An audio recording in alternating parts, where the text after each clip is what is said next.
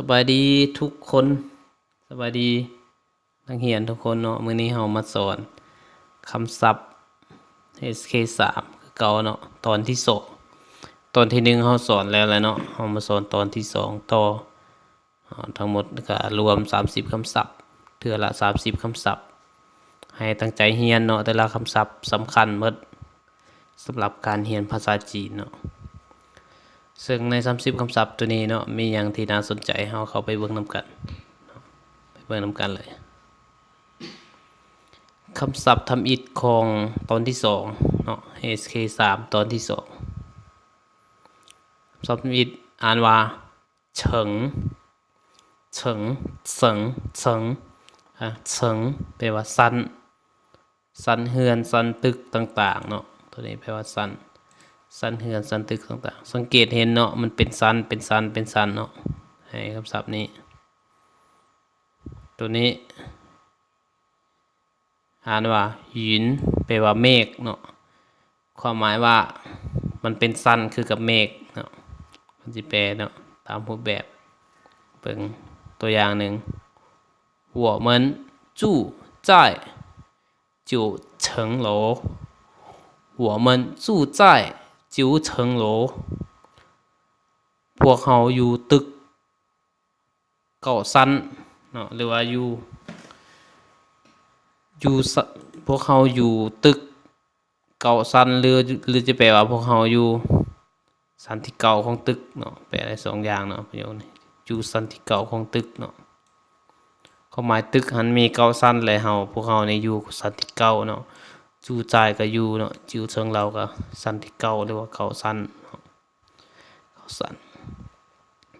เพราะฉะนั้นอันนี้จะแปลว่าพวกเขาอยู่ชั้นที่9ของตึกเนาะหรือว่าอยู่ตึกชั้นที่9เนาะศัพท์ต่อไปช่าขาดหายหรือว่าบ่พอเนาะบ่พอหรือว่ายังน้อยนึงขาดอีกน้อยนึงเนาะแต่อีกอย่างนึงก็อีกน้อยนึงยังน้อยนึงตัวอย่าง我差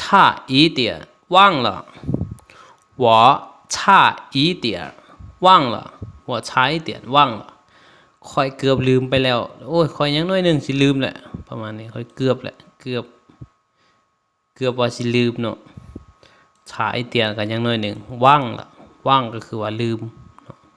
ลืมไปลืมความหมายจื้อบ่ได้หั่นเนาะลืมอันนี้ลืมอันนั้นเนาะว่างแปลว่าลืมในนี้我差一点忘了ค่อยเกือบลืมไปแล้วเนาะค่อยเกือบลืมไปแล้วศัพท์ต่อไปช้างแปลว่ายาวความยาวเนาะยาวแล้วความยาวว่าเรื่องขนาดเนาะว่าเรื่องขนาดช้างตัวอย่าง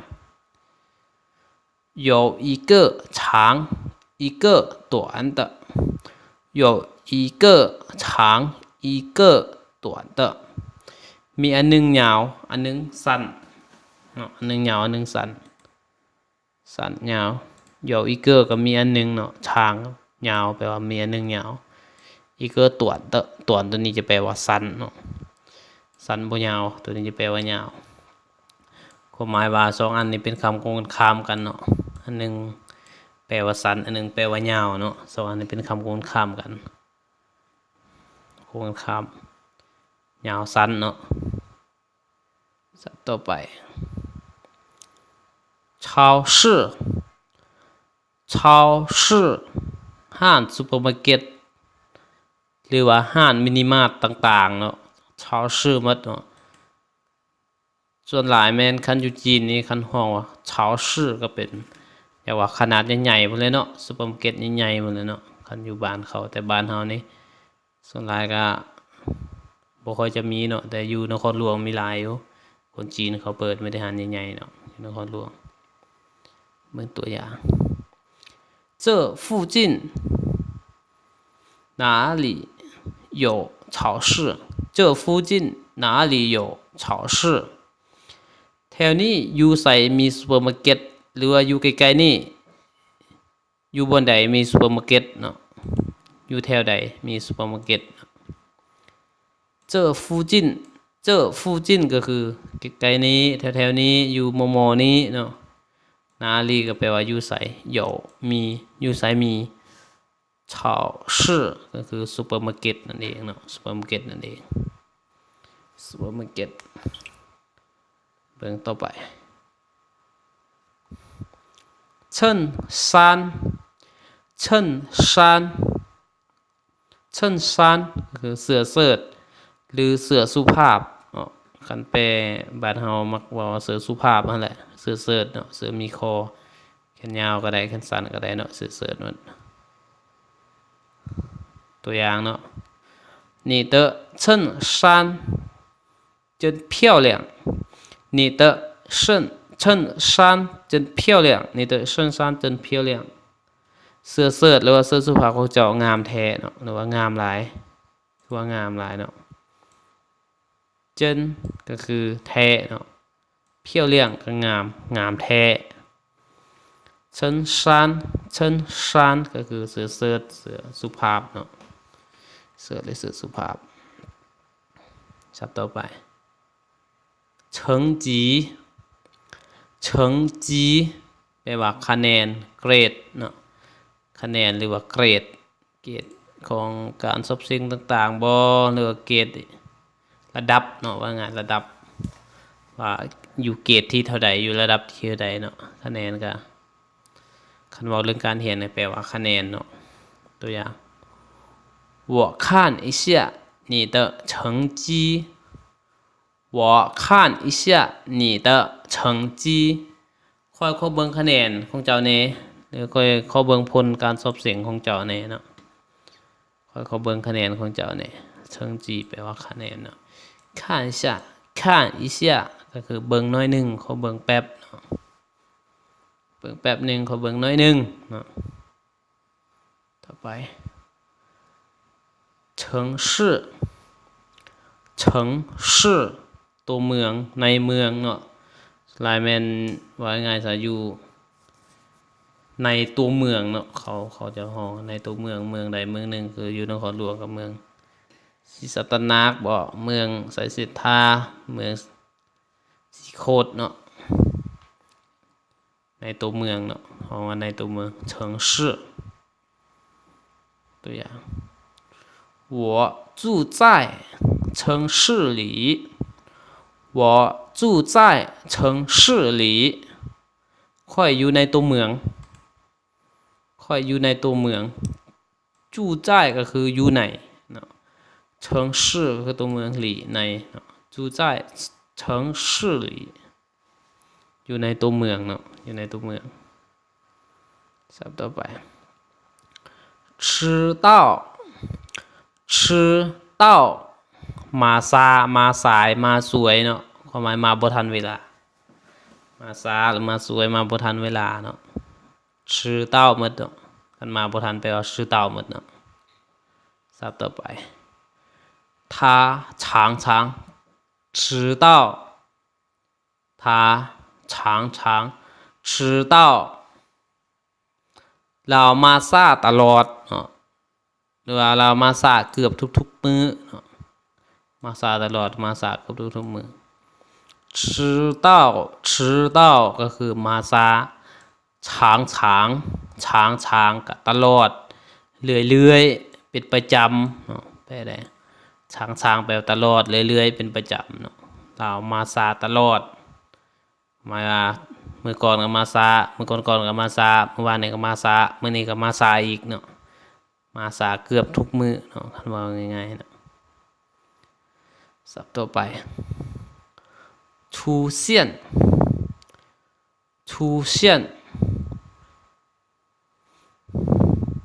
แปลว่าปรากฏตัวหรือเกิดขึ้นปรากฏตัวหรือเกิดขึ้นเนาะ出现เนาะ出现แปลว่าปรากฏตัวหรือเกิดขึ้นตัวอย่าง工作中出现很多问题工作中出现很多问题เวลาเฮ็ดเวียกเกิดขึ้นหลายๆปัญหาในเวลาเฮ็ดแน่นอนเนาะเฮาเฮ็ดเวียกทุกๆปัญหาเกิดขึ้นได้เนาะคันเฮาบ่ระมัดระวัง ความหมายว่าเขาไปเฮ็ดเวียกอยู่บริษัทใดบริษัทใดบริษัทหนึ่งเนาะเขาต้องการให้เราต้องไปแก้ไขปัญหาของเขาหั่นเขาจึงเอาเราไปเฮ็ดเวียกเนาะบ่แม่นไปสุขไปสบายได้เนาะไปเฮ็ดเวียกมันก็ทุกข์แน่แหละมีปัญหาก็ต้องหาวิธีแก้ไขเนาะเบิ่งเนาะเฮินตัวก็ลายเนาะหลายๆเวิ้นถีปัญหาเนาะปัญหาในที่นี้ข้าพเจ้าจะอธิบายกงจั่วจงก็คือขณะที่เฮ็ดเวียกตอนที่เฮ็ดเวียกเวลาเฮ็ดเวียกจงก็คือว่ากำลังเนาะคำแปลง่ายในนี้จะแปลว่ากำลังเนาะแปลง่ายตัวนี้เพราะนั้นเวลาเฮ็ดเวียกมันเกิดขึ้นหลายๆปัญหาหลายปัญหาศัพท์ต่อไปถูละถูละนอกจากคอยยังมีเจ้าถูละแปลว่านอกจากแปลว่านอกจากตัวอย่าง除了他没有谁知道除了他没有谁知道นอกจากเราแล้วบ่มีไผฮู้ตัวอย่างมีคนถามมาอันนี้ภายในฮู้เขาก็ตอบว่าสมมุติมีแต่คนเดียวฮู้มีแต่เราคนเดียวหั่นแหละฮู้บ่มีผู้ใดฮู้เนาะ除了他นอกจากเรา没有ก็บ่มีเนาะบ่มี谁กับไผเนาะ知道ว่าแล้ว知道ก็คือเป็นฮู้เนาะเพราะฉะนั้น除了他没有谁知道นอกจากเราแล้วบ่มีไผฮู้สมมติว่าจากเราแล้วบ่มีไผฮู้ศัพท์ต่อไปชุนหรือว่าชุนเทียนเนาะแปลว่าฤดูใบไม้ผลิเนาะใบไม้ผลิตัวอย่าง春天是一年一次春天是一年一次ฤดูใบไม้ผลิปีละเทื่อหรือ1ปี1ครั้งเนาะ1ปี1ครั้ง1ปี1ครั้งหรือ1ปี1เทื่ออีเนียนก็คือ1ปีอีสึก็คือ1ครั้ง1เทื่อเพราะนั้นฤดูใบไม้ผลิจะเกิดขึ้นปีละเทื่อเนาะสิแปลง่ายๆเนาะเพียงปี1ครั้งอีเนียนอีสึก็คือ1ครั้ง1ปี1ครั้งศัพท์ต่อไปฉวนแปลว่าเรือเนาะเรือที่เราขี่อยู่ในน้ำเนาะเรือที่เราขี่ในน้ำหั่นขี่เรือพายเรือผู้ใดในเป็นพายเรือเนาะตัวอย่าง你会划船吗你会划船吗你会划船吗เจ้าพายเรือเป็นบ่เจ้าขับเรือเป็นบ่เจ้าพายเรือเป็นบ่พายก็เอาไม้พายในเป็นเนาะอธิบายตัวนี้เนาะหุยกับขว้าตัวนี้เนาะหุยก็คือเป็นขว้าก็คือพายและพายเรือเนาะหัวชวนก็คือพายเรือเนาะเจ้าพายเรือเป็นบ่เนาะแล้วก็ถามศัพท์ต่อไป词典แปลว่าพจนานุกรม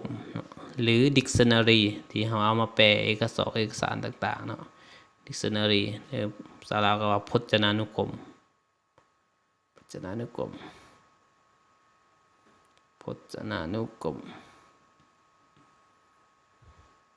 โอ้อยู่นี่ข้าพเจ้าลืมแก้ไขเนาะคำศัพท์ตัวนี้ขอติดนี้ไว้ก่อนตัวนี้เนาะตัวนี้ลืมแปลตัวอย่างเรียนคำศัพท์ก่อนเนาะเรียนคำศัพท์เอาซะตัวนี้มันน่าสิแต่งเป็นประโยคเพราะว่าตัวเก่าที่นี่เปลี่ยนมันลืมเปลี่ยนเบิ่งค่ะขอโทษหลายๆเนาะซื้อเตียนแปลว่าพจนานุกรมเนาะเป็นปุ่ม dictionary เนาะตัวนี้จะบ่เอาเด้อไปคำศัพท์ใหม่เลยฉงหมิงแปลว่าสลัดเนาะสลัดบ่โง่เนาะว่าบ่ม่วนก็บ่โง่ฉงหมิงแปลว่าสลัดตัวอย่าง这条狗又聪明又可爱这条狗又聪明又可爱หมาตัวนี้ทั้งงาม เนาะหรือว่าทั้งหน้าฮักทั้งสลาดเนาะมาตัวนี้ทั้งหน้าฮักทั้งสลาดหรือว่าทั้งสลาดทั้งหน้าฮักทั้งสลาดทั้งงามเนาะโยโยเบิ่งในประโยคตัวนี้เด้อโยอันนี้ก็เป็นหลักไวยากรณ์หนึ่งของจีนมื้อนะครับเขาจะแต่งสำหรับไวยากรณ์นี้จะอธิบายพิเศษให้เนาะคันสิแปลก็ทางเนาะแต่ว่าต้องใส่เป็นคำคุณนามหมด2อย่างเนาะอันนี้เรียนผ่านๆก็เนาะชงมิงสลาดเคออ้ายนาฮักทั้งสลาดทั้งนาฮักหรือทั้งงามทั้งนาฮักทั้งงามทั้งสลาดเนาะประโยคนี้ศัพท์ต่อไปตาสาวอนามัยเนาะอนามัยหรือทำความสะอาดแต่นี่เราเคยอธิบายเกี่ยวกับการเปลี่ยนเสียงเนาะอันนี้คือเสียงสีหมดเนาะตากับสาวเสียงสีหมดเพราะฉะนั้นตัวทมิตจะอ่านเป็นเสียงสองเนาะต้องอ่านตาสาวแปลว่าอนามัยหรือว่าทำความสะอาดเบื้องตัวอย่าง我正在打扫房间我正在打扫房间ค่อยกำลังอนามัยห้องนอนหรือค่อยกำลังเฮ็ดความสะอาดห้องนอนเนาะทำความสะอาดห้องนอนจึงใจค่ะกำลังเนาะตาสาวก็คืออนามัยเนาะฟังเจียนก็คือห้องนอนเนาะฟังเจียนนี่จะแปลว่าห้องนอนศัพท์ต่อไปตาส่วนวางแผนเนาะหรือการวางแผนการต่างๆการวางแผนต่างๆเนาะจีหัวกับการคล้ายๆกับจีหัวเนาะตาส่วนตัวอย่าง你还有什么打算你还有什么打算นี่เจ้าได้วางแผนยังแน่เนาะหรือว่าเจ้ายังได้วางแผนยังแน่เนาะนอกจากนี้แล้วเจ้ายังวางแผนอีกอย่างอีกเนาะสมมุติว่าเราวางแผนการหลายๆแผนการเนาะเราเว้าอะไรแผนการนึงแล้วก็เขาถามว่ายังมีแผนการยังอีกบ่สามารถเว้าได้ว่าถามเขาว่าเจ้ายังวางแผนยังอีกตื้มนะประมาณตัวนี้เนาะหาเยาก็ยังมี什么打算ก็วางแผนแนวใดวางแผนแนวใดหรือว่าวางแผนยังแน่เนาะศัพท์ต่อไปใต้นำเอาพกนำมาเอามาพกหรือมีก็คือส่วนหลายมันจะใต้ก็คือมันซุปเนาะซุปกับแมนนำเอากับแมนเนาะหลายอย่างเนาะ把你的帽子戴好把你的帽子戴好เอาหมวกจะไปนำหรือว่าเอาหมวกจะไปพร้อมเลยเอาหมวกของเจ้าหันไปพร้อมเลยเนาะทำไมเอาหมวกของเจ้าไปพร้อมเลยต้องไปอยู่นี่เนาะป่าก็คือเอาเนาะเมาจือก็คือหมวกที่เขาใส่ทั่วไปเนาะอยู่หัวตายหาวก็คือเอาไปนำเนาะไปนำศัพท์ต่อไปต้านซินเป็นห่วงกังวลเนาะมีความเป็นห่วงเป็นใยมีความกังวลเนาะความหมายบ่สบายใจเนาะคิดลายตัวอย่าง你还担心什么你还担心什么เจ้าเป็นห่วงยังอีก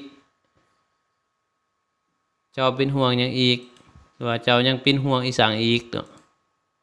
คือว่าลังเลใจเนาะสมมุติเขาเห็นเฮาลังเลใจเนาะลังเลใจว่าเป็นห่วงหยังเนาะต้านซิน什么แม่นหยังเนาะแม่นหยังศัพท์ต่อไปต้านเกา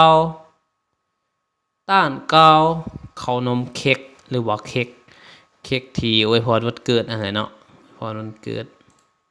ต้านเกาก็คือเค้กที่อวยพรวันเกิดหั่นเค้กเขากินวันเกิดนะเนาะเบิ่งตัวอย่าง小时候特别喜欢吃蛋糕小时候特特别喜欢吃蛋糕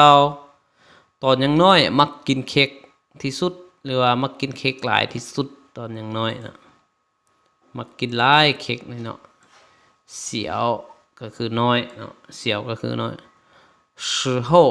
เวลาเนาะตัวนี้แปลว่าเวลา时候时间ก็แม่นเวลาแต่ว่า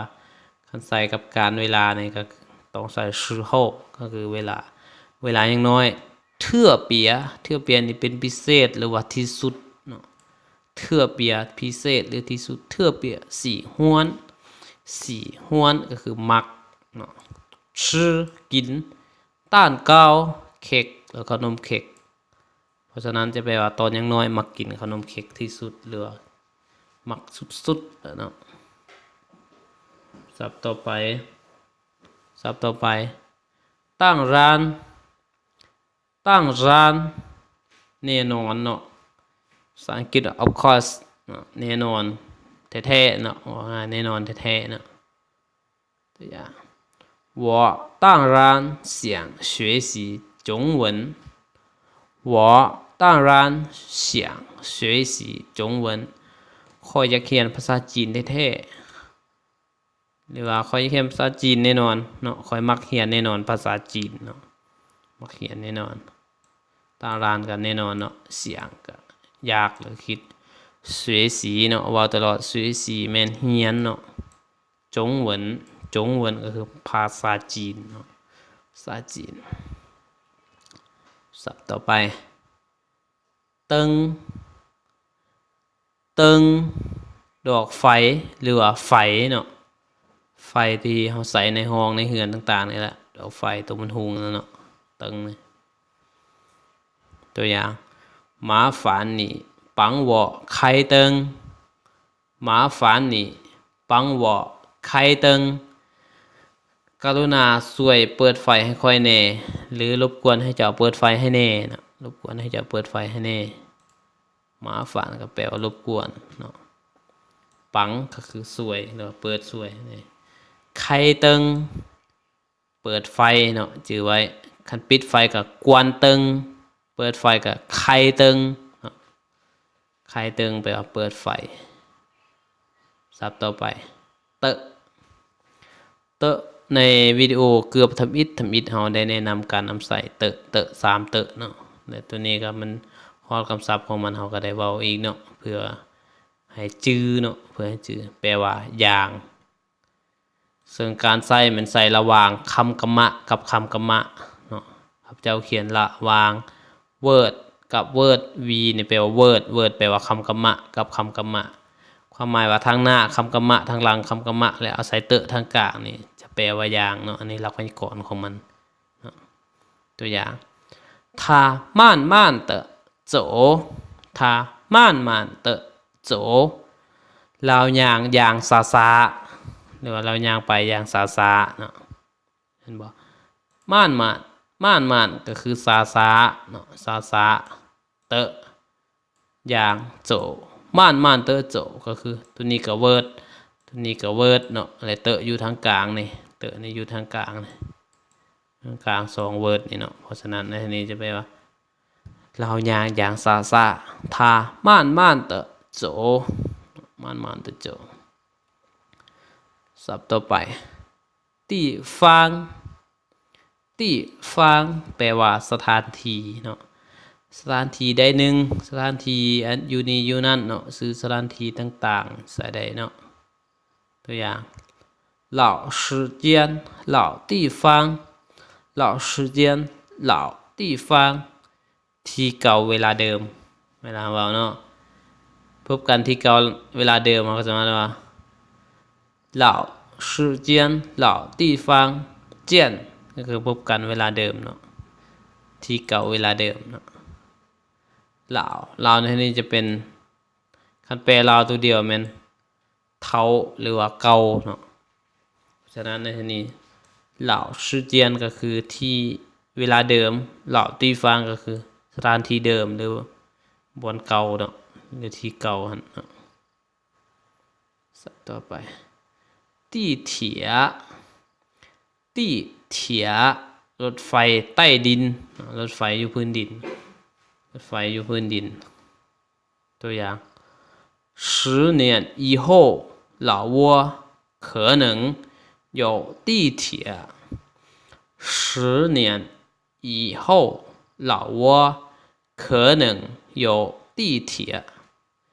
10 ปีข้างหน้าบางทีประเทศลาวอาจมีรถไฟใต้ดินอันนี้เป็นการคาดเดาเนาะคาดเดาของอาจารย์แต่บ่มีการเรื่องของอนาคตเฮาบ่ฮู้เนาะแต่นี่การคาดเดาสำหรับอยู่จีนแล้วแม่นเขามีเกือบทุกเมืองเดี๋ยวนี้ประเทศเขา10年10 ปี以后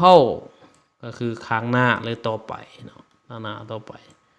เหล่าวัวก็คือประเทศลาวเนาะหรือสปปลาวคือหนึ่งอาจจะเนาะอาจจะ有ก็มีตี้เถียคือก็คือรถไฟใต้ดินเนาะตี้เถียศัพท์ต่อไปตี้ถูแผนที่แผนที่ต่างๆอยู่ในโทรศัพท์ก็มีอยู่ในเป็นเจียก็มีเนาะอันนี้ห้องแผนที่ตัวอย่าง我手机有电子地图我手机有电子地图ในโทรศัพท์ของค่อยมีแผนที่เนาะทราบของค่อยอย่างว่าปัจจุบันนี้โทรศัพท์ทุกหน่วยมีแผนที่เบิดเนาะเป็นแอปแผนที่ครับเจ้าจะอธิบายหน่อยนึงเตี้ยนจื้อตี้ทูก็คือแอปเนาะว่าง่ายซะแอปแผนที่ที่เปิดในโทรศัพท์เนาะเตี้ยนจื้อคือที่เปิดในโทรศัพท์ที่เป็นไฟเปิดในโทรศัพท์หั่นตัวนี้จะว่าแผนที่ในโทรศัพท์ที่เป็นแอปเนาะความหมายในที่นี้เนาะแผนที่ในที่นี้มันความหมายแนวนี้เนาะ电子地图ศัพท์ต่อไป电梯ลิฟต์ที่เฮาขี่ไปมาเนาะอยู่นครหลวงมีหลายเนาะอยู่เวียงจันทน์เซ็นเตอร์บ่อยู่ตลาดเสาไม้อยู่ไอเต็กเนาะหลายบอนเนาะหลายบอนตัวอย่าง万象中心有电梯吗万象中心有电梯吗ในศูนย์เวียงจันทน์เซ็นเตอร์มีลิฟต์บ่สมมุติเฮาบ่ฮู้เนาะถามหมู่ว่ามันมีลิฟต์อยู่บ่อยู่ในศูนย์เวียงจันทน์เซ็นเตอร์นี่มีบ่หลายคนอาจจะฮู้เนาะอยู่นครหลวงเวียงจันทน์เซ็นเตอร์ก็ว่านเสียงจงซินเนาะดังเนาะเฉพาะอยู่เวียงเป็นบอนสถานที่การช้อปปิ้งเนาะซื้อเครื่องซื้อของในบอนเขาจัดกิจกรรมต่างๆเนาะเดี๋ยวนี้หลากหลายอย่างเนาะใครที่ยังบ่ทันเคยไปก็ให้ไปเบิ่งเนาะให้มันฮอดมาถึงอาจารย์เคยไปหลายเทื่อละ เคยไปแล้วเตี้ยนทีก็คือลิฟต์เนาะว่าแล้วคือว่านเสียงจงซินก็คือศูนย์เวียงจันทน์เซ็นเตอร์หรืออยู่เวียงจันทน์เซ็นเตอร์ว่านเสียงจงซินเนาะก็คือคันเว้ากะคันสิแปลตรงๆกะจุดใจกลางของนครหลวงเวียงจันทน์เนาะจงซินก็แปลว่าศูนย์กลางหรือว่าจุดใจกลางว่านเสียงกะเวียงจันทน์หรือนครหลวงเวียงจันทน์เนาะศัพท์ต่อไป电子邮件แปลว่าอีเมลที่เฮาใส่ส่งปัจจุบันเนาะสิส่งเอกสารต่างๆผ่านอีเมลเนาะเห็นบ่คันเตี้ยนจื้อนี่จะเว้าถึงเกี่ยวกับเรื่องเครื่องทันสมัยเนาะใช้ไฟใช้อินเทอร์เน็ตต่างๆเนาะ邮件คัน邮件นี่แปลตรงๆนี่แปลว่าไปรษณีย์แต่เตี้ยนจื้อ邮件นี่จะแปลว่าอีเมลเนาะแปลอีเมลตัวอย่าง你可以发到我的电子邮件你可以发到我的电子邮件เจ้าสามารถส่งทางอีเมลค่อยได้หรือเจ้าสามารถส่งหาค่อยทางอีเมลตัวอย่างเขาอยากส่งเอกสารให้เฮาเนาะว่าให้เจ้าส่งทางอีเมลเลยเนาะนี่เคยหรือว่าเจ้าสามารถเนาะฟาเต้าส่งฟาเต้าส่งฮอดเนาะฟ ฟ้าตัวนี้แปลว่าส่งฟ้าเต้าแปลว่าส่งหอดหัวเตาเตี้ยนจื้อโยเจียนก็คืออีเมลของค่อยอีเมลของค่อยศัพท์ต่อไปตรงตรงแปลว่าทิศตะวันออกทิศตะวันออกตรงตัวนี้จะแปลว่าทิศตะวันออกตัวอย่าง哪一边是东边哪一边是东边ทิศใดเป็นทิศตะวันออกเราถามมันอยู่ทิศใดทิศตะวันออกในเบิ่งบ่ออกเนาะ哪一边ก็คือใดเนาะ哪一边ก็ทิศใด是东边เป็นทิศตะวันออกเนาะทิศตะวันออกศัพท์ต่อไปตรงตัวนี้ก็อ่านตรงคือกันเนาะแต่เขียนบ่คือกันตรงตัวนี้จะแปลว่าฤดูหนาวแปลว่าฤดูหนาวตัวอย่าง在长春在长春ตัวนี้เป็นตัว C เด้อเป็นตัว C 在长春冬天很冷在长春冬天很冷เป็นยังอันน่ะอาจารย์จริงเอาซื้อเมืองตัวนี้เนาะตัวนี้เป็นซื้อเมืองเด้อชางชุนเป็นซื้อเมืองหนึ่งของจีนอยู่ทางภาคเหนือไกลปักกิ่งไปขี่รถไฟประมาณ8 ชั่วโมงอันนี้บนอาจารย์เรียนเนาะ5 ปีเรียนปริญญาตรีอยู่หั่นเนาะเป็นเมืองหนึ่งที่อากาศหนาวยามฝนตกยามฤดูหนาวเนี่ยลบฮอด28 องศาลบสูงสุดฮอด28 องศาโคตรหนาวเลยกายในตู้เย็นเนาะอาจารย์ไปดำรงชีวิตอยู่5 ปีก็เลยเอาตัวนี้มาใส่เนาะอยากให้ฮู้ว่าเขตนั้นหนาวคันผู้ใดมักเล่นสกีน้ำแข็งอย่างนี้คักหลายตรงเทียนแปลว่าฤดูหนาวเนาะเลยเอามาฝากหน่อยนึงเนาะต่อไป动物园动物园สวนสัตว์เนาะสวนสัตว์มาเบิ่งนำกันเนาะต้งวู้ก็คือสัตว์เนาะหยวนก็คือหยวนตัวนี้จะแปลว่าสวนเนาะสวนต้งวู้หยวนก็คือสวนสัตว์แปลตามตัวเลยตัวอย่าง在动物园里有很多鳄鱼在动物园里有很多鳄鱼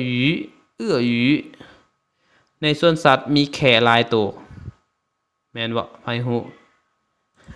ไผเคยไปสวนสัตว์บ้านเกิดเนาะแค่ปากหลายตัวเนาะหลายอหลีเนาะครับเจ้าสิอธิบายตัวนี้เอื้อหยีก็คือแค่เนาะจระเข้เนาะเอื้อหยีแปลว่าแค่เพราะฉะนั้นอยู่สวนสัตว์มีแค่หลายตัวจ่ายก็คืออยู่เนาะตรงอูหยวนลีก็คือในเนาะเฮินตัวกระลายเนาะนี่เอามาฮอนี้การอธิบายคำศัพท์HSK3 ตอนที่2ก็สิ้นสุดลงเนาะอย่าลืมกดติดตามและกดกระดิ่งเด้อเพื่อการแจ้งเตือนเวลาลงคลิปใหม่เนาะขอบใจ